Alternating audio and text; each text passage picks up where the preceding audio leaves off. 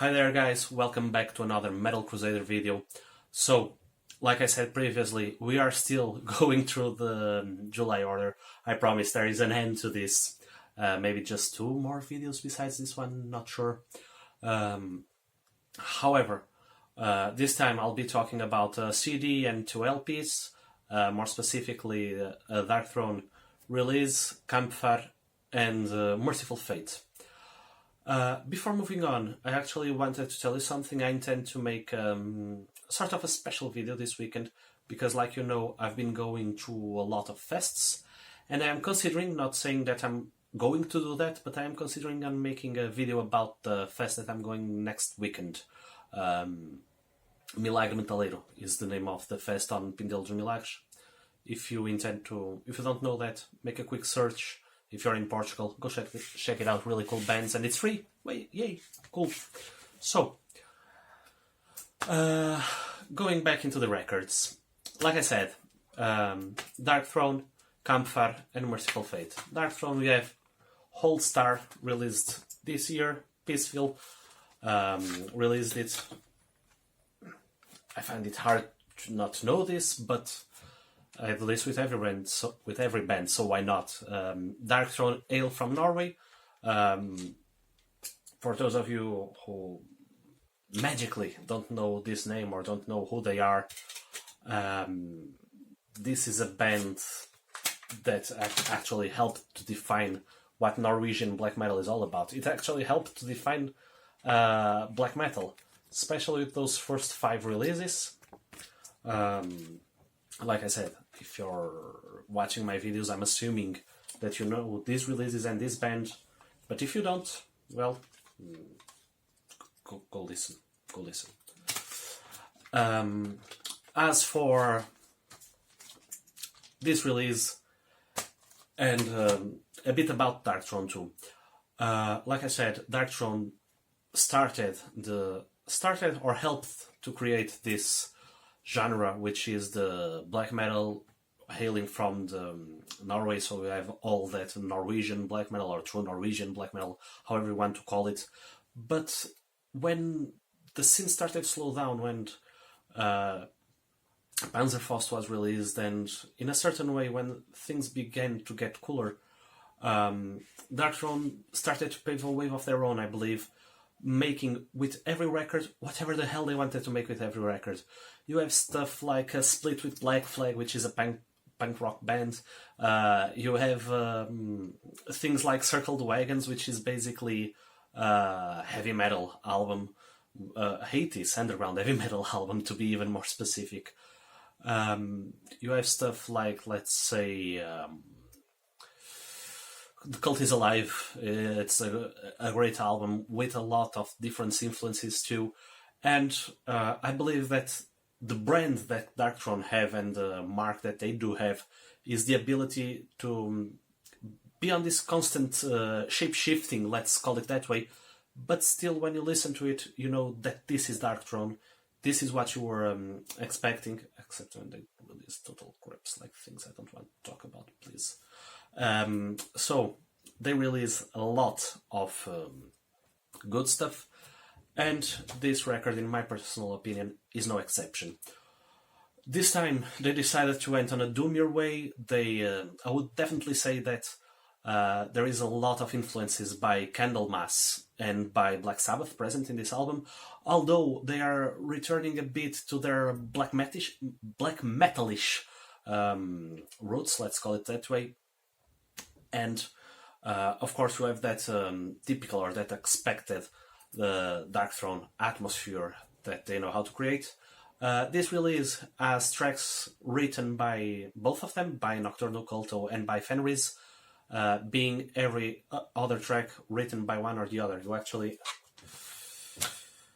don't know if you can see that symbol next to each song. The Y is Fenris, I believe, and the other symbol, like an O or a weird thing, is by Nocturnal Culto. Well, like I said, it's a really cool album. Fenris definitely was, I believe at least that definitely he was the one that wanted to make this sound a lot doomier, because if you go listen to this and if you see the tracks written by Fenris, they are all the doomier tracks. They are all written by him. As for Nocturnal Culto's side of the release, let's call it that way, as a more maybe heavy metal, almost I don't want to say it, but a bit of a speed metal vibe maybe. Don't want to push it through that though. So that's it. I'm not going to say that this is for fans of something, because look, maybe Candlemass and Black Sabbath, yeah, if you like those, you will like this, because Darkthrone, like I said, it's a bit of a shape-shifting band, which at the same time retains their style. And by the way, something I did not mention, which is something I really like about Darkthrone, and that never disappoints, and on this record doesn't disappoint either, the goddamn drum production.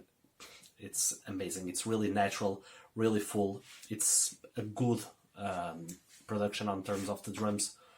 Like I was telling you before, I'm not going to recommend any particular bands, or I'm not going to say that it's for fans of. What I'm going to recommend you is, by Fenris, listen on this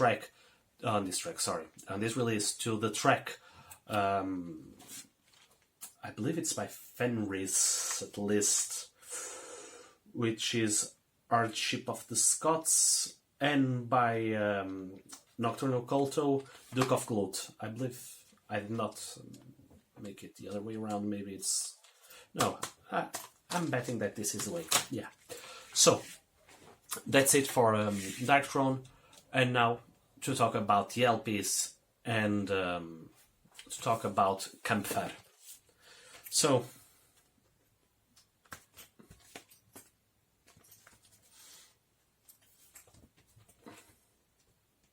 amazing artwork, by the way. Amazing artwork.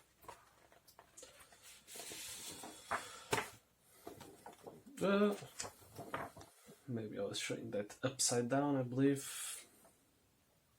This is right. This was upside down, sorry about that.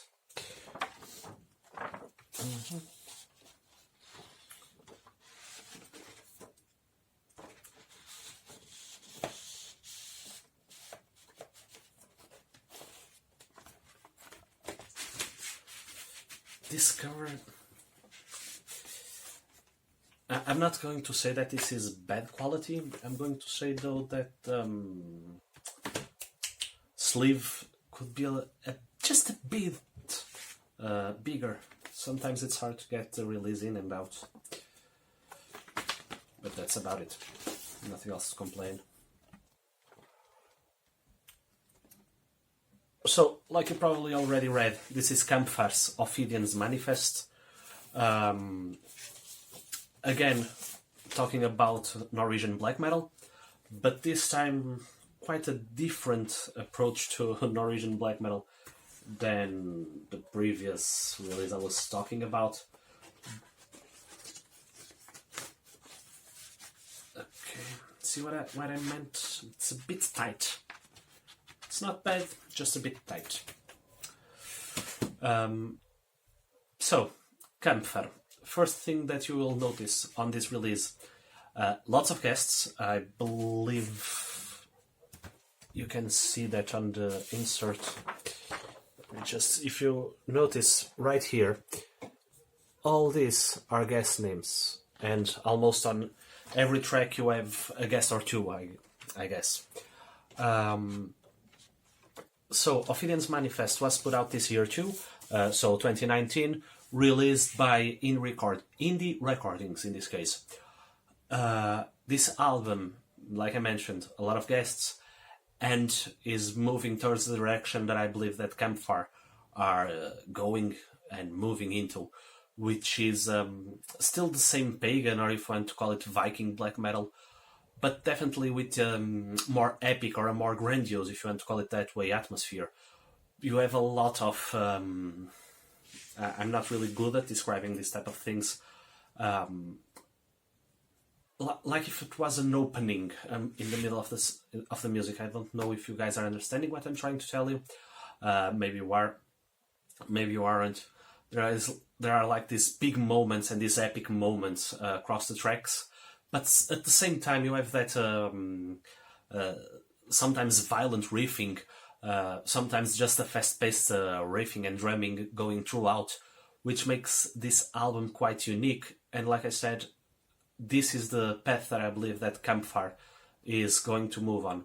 It's like the best comparison I can find to this record, I believe I read this somewhere too, is that if you go and listen to Behemoth, the latest releases by them, they are making all this epicness, all this grandiose, but somehow, on their case, in my opinion, it does not feel a natural progression, and it feels that there is something off.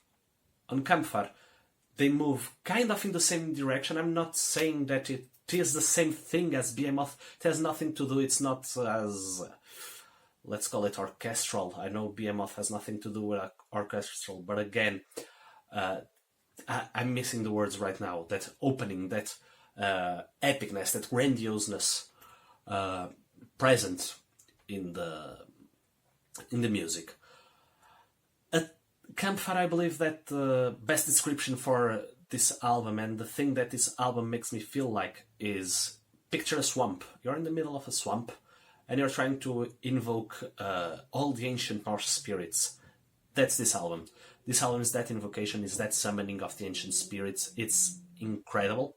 And before wrapping this album up, I just have to say one thing. This release has one amazing track, in my opinion, amongst the best, which I'm not going to say it's one of the recommended tracks. That's why I'm making this, let's call it PS. Because they have this track dominance, where, how does one... Agnet Kjolsrud, Agnet Kjolsrud, I believe that's the name of the girl that sings with them. She makes it sound like an incredible song, because she has like this witchy voice, which contrasts with all these things that I've been mentioning, this grandiousness, this epicness, this swamp-like vibe. It's one, to me, it's one of the best Kampfar albums. Don't kill me yet. I'm just saying that to me, it's one of the best, not best, better than their previous works. Some of them, like, what's the name of that album that has Ravenheart and Lichtenman? That's the one I'm thinking of. That's one of their best works, The Evelmacht, and this, to me, they are a bit on the same level. Of course, on different vibes, let's call it that way. As for Kampfar, I would definitely say that this is for, especially this release is for fans of bands like Take and Elheim. Recommended tracks. Oh boy, here we go. Norwegian. Oh, easy, I believe. Heremit. And of course it had to have a cut O or something like that. Skamlos. Okay, so it's track number 1, 2, 3, 4, 5, 6 Eremit and 7 Skamlos. Great album, by the way. Again, moving on to what will be the last album I'll be talking about, which is, to me, one of the greatest pieces of art that have ever been created. I'm talking about Mercyful Fate, you already know that, but in this particular case, Melissa. This is a collector's edition picture disc. Let me just see if it's really hard to remove it from this cover, because the cover does like a strange glue effect onto the LP. Okay, here we go. So this is Melissa by Mercyful Fate. Mercyful Fate, damn. Damn. This was released in 1983 by Roadrunner Records. These guys hail from Denmark. Yay, a different country in this video. So, like I was saying, these guys hail from Denmark. And there's something amazing about this record. Because if you think back about the age in which it was put out, which is in '83, so more than 30 years ago, this was released. And King Diamond and all these guys go and, in my opinion, break all the rules, and they make a true groundbreaking music and a true groundbreaking band, in the sense that they start to talk about the occult, talk about satanical themes, talk about that obscure, it's like I said, it's that occult, that obscure side of religion or of history, if you want to call it that way. And then they add this really theatrical vibe to their music and make something so unique, so ahead of its time.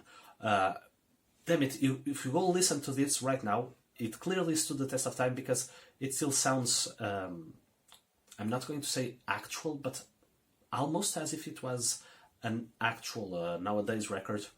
There is an amazing work from start till finish. Diamond making all those falsettos and all those, let's call it squeals, that is known for. The riffing and guitar working is amazing. The musicianship is over the top, all consistently throughout the record. By the way, in terms of style, if you don't know this, it's a bit on the heavy metal and hard rock side of things. But I truly understand why, to so many people, me included, this is amongst the first black metal releases. Not because it sounds like black metal, not at all. It has nothing to do in terms of sounding with black metal, or if you want to call it that way, the second wave of black metal. What it does have is all the controversy, all the defiance. I'm not sure if on this particular record, if in this particular year, they were already using some face paint and stuff like that. Not sure. Talking about Diamond, of course. But what I do know is that, man, if you're writing a song like the opener, I believe it's called Evil, just Evil.